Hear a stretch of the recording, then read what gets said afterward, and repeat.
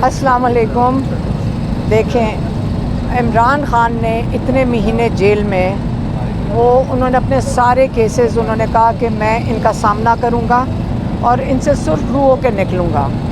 अब जब टाइम आ गया है और केसेस का बिल्कुल ख़त्म हो चुके थे तो एक तमाशा उन्होंने इद्दत केस में कर दिया। वो जो क्या नाम है उसका, खाबर मानिका ने वो प्लान करके आया था। उसका मकसद ही यही था कि यहाँ डिसरप्शन कर दो, क्योंकि उस दिन फ़ैसला सुनाया जाना था। अब रह गया साइफ़र केस। साइफ़र जो है वो मंडे को अब और घसीट नहीं सकते, उसको ख़त्म होना चाहिए। 2 केसेस हो गए, फिर अब ये बनाना चाह रहे हैं कोई 1971 का केस।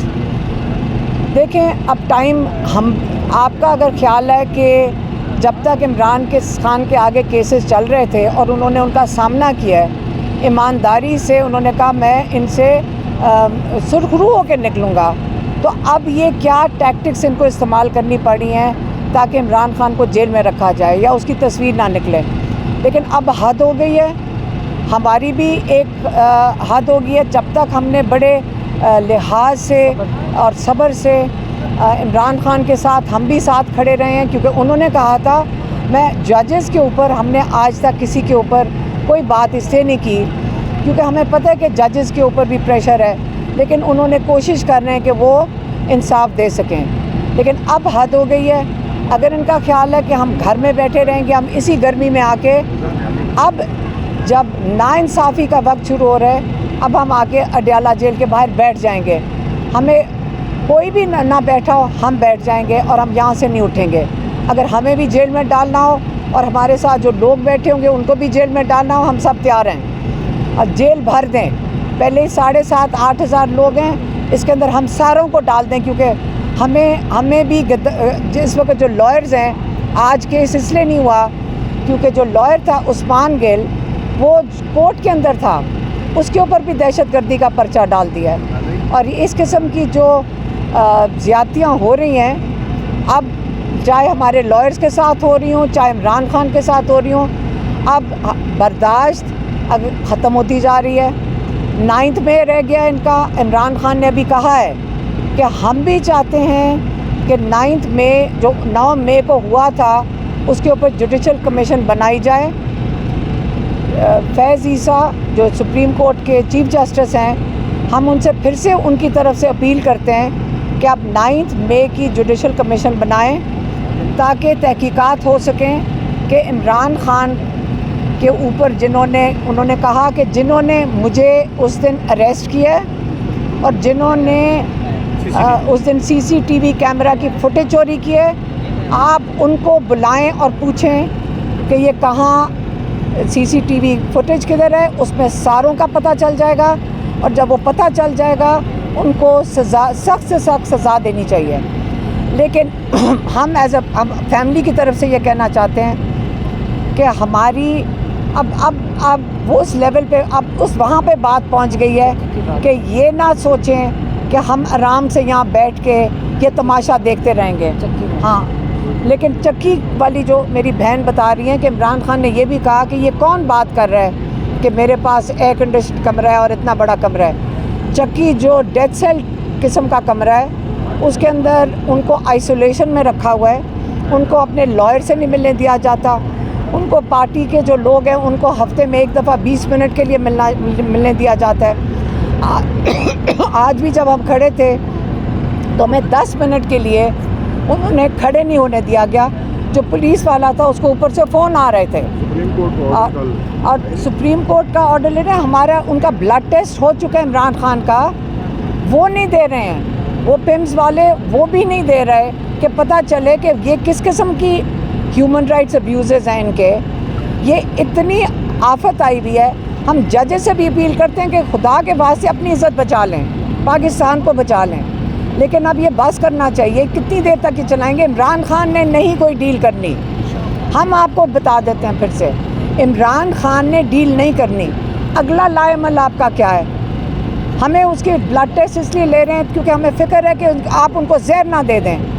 लेकिन आप समझ रहे हैं कि हम चुप करके बैठे रहेंगे। हम चुप करके नहीं आप बैठने लगे, अब हम खुद निकलेंगे और कोई हमारे साथ निकलना चाहता है वो ज़रूर निकलेगा। لیکن یہ اب آپ حدیں کراس کر رہے ہیں. جج صاحبان آپ اس پہ فیصلہ دیں. آپ سب کو پتہ ہے کہ کیا فیصلہ ہے.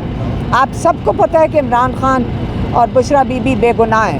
اب آپ فیصلہ دیں, نہ اپنے ساتھ یہ زیادتی کریں اور نہ ہی جو ان کو قید میں ہیں کئی 100 لوگ ہیں, نہ ان پہ زیادتی کریں.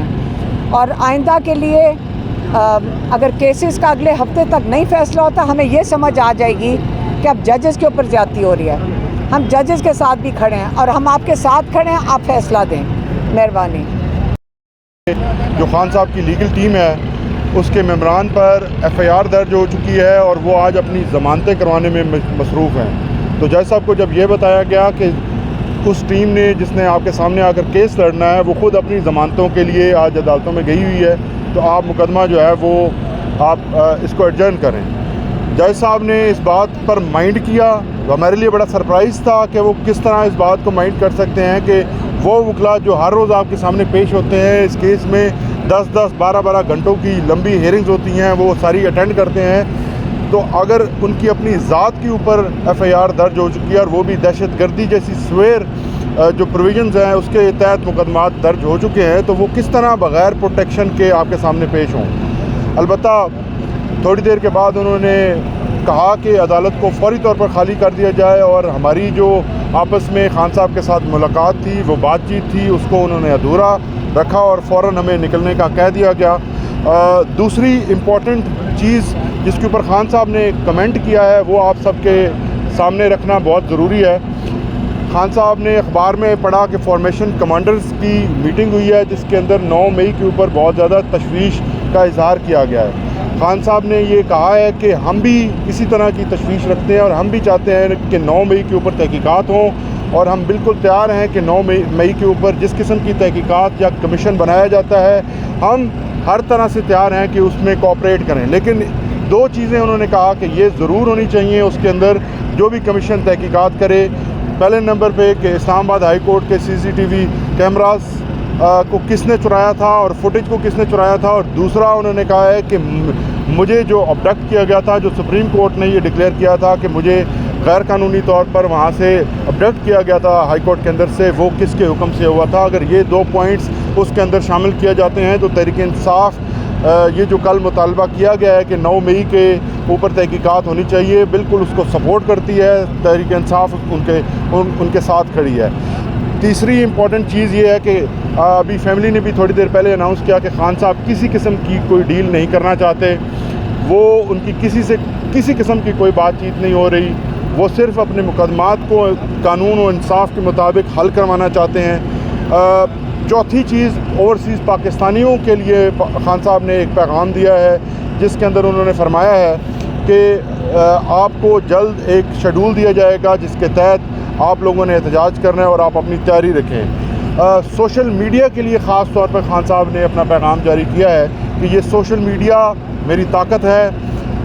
میں ان تمام نوجوانوں کو جو سوشل میڈیا کے والنٹیئرز ہیں ان کو خراج تحسین پیش کرتا ہوں اور ان کی خدمات کو میں سراہتا ہوں. بہت شکریہ.